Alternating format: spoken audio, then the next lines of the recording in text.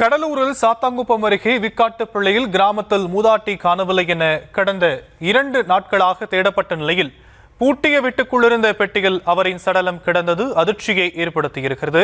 கூடுதல் விவரங்களை நம்முடைய செய்தியாளர் பாரிவள்ளல் வழங்க நாம் கேட்கலாம். பாரிவள்ளல், விவரங்கள். கடலூரை அடுத்த சாத்தாங்குப்பம் அருகே வீக்காட்டுப்பாளையம் என்ற கிராமத்துல சின்ன பொண்ணு என்ற மூதாட்டி வசித்து வராங்க.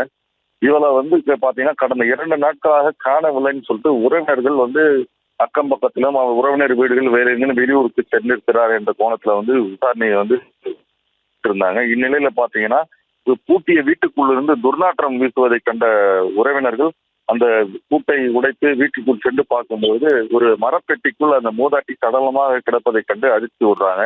இது குறித்து திருப்பாதிரி புலியூர் காவல் நிலையத்துக்கு தகவல் இட்டு அவர்கள் விசாரணை மேற்கொள்ளுமாறு விசாரணை மேற்கொள்ளும் போது அந்த பூட்டிய வீட்டுக்குள் ஒரு மூதாட்டி இறந்து கிடப்பதை பார்த்து அதிர்ச்சி விட்டு அவர்களும் இது குறித்து மோப்பநாய் மற்றும் தடவியல் நிபுணர்களுக்கு தகவல் அறிவித்தனர்.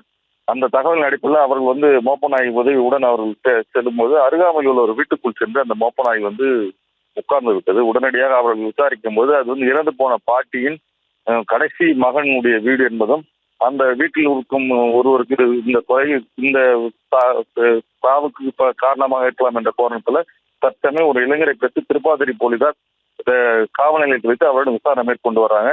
பூட்டிய வீட்டுக்குள் இந்த பாட்டி இறந்த சம்பவம் அப்பகுதியிலும் பரபரப்பை ஏற்படுத்தியுள்ளது.